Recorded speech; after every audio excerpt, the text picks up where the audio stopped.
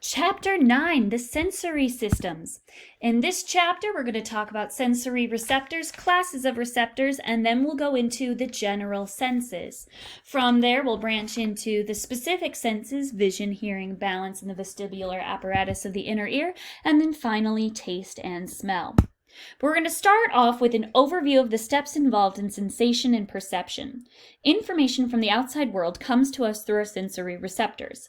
Sensory receptors are structures that are specialized to detect and respond to changes in the external or internal environment.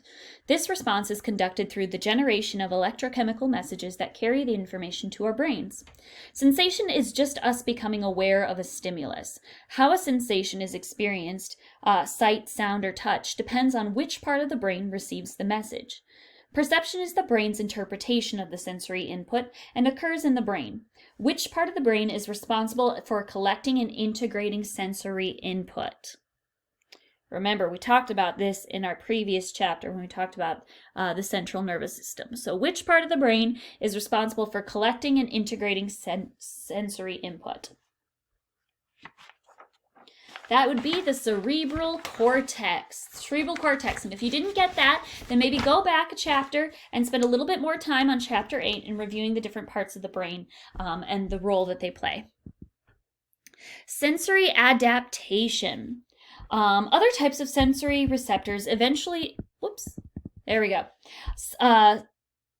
the first type of sensory receptors eventually stop responding when they are continuously stimulated, ultimately leading you to become less aware of the stimulus. This varies depending on the types of receptors. Things like the smell receptor, pressure, and touch can adapt very, very quickly. Smell is going to be one of the fastest to adapt. Pressure and touch are pretty fast as well.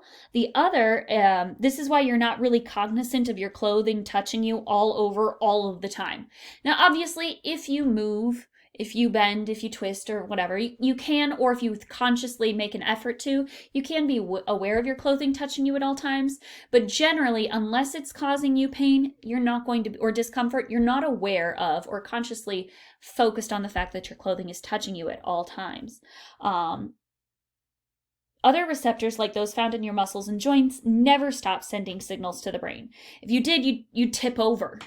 So there are certain things, like muscles and joints, that report to the body position, never adapt. You wouldn't want to adapt and suddenly forget how to stand upright. You would just tip over. So it's necessary to maintain messages from these groups in order to help you maintain gait and posture. Now, in order to do this, well, actually, that's going to be it for our overview of sensory receptors. Let me know if you have any questions or comments.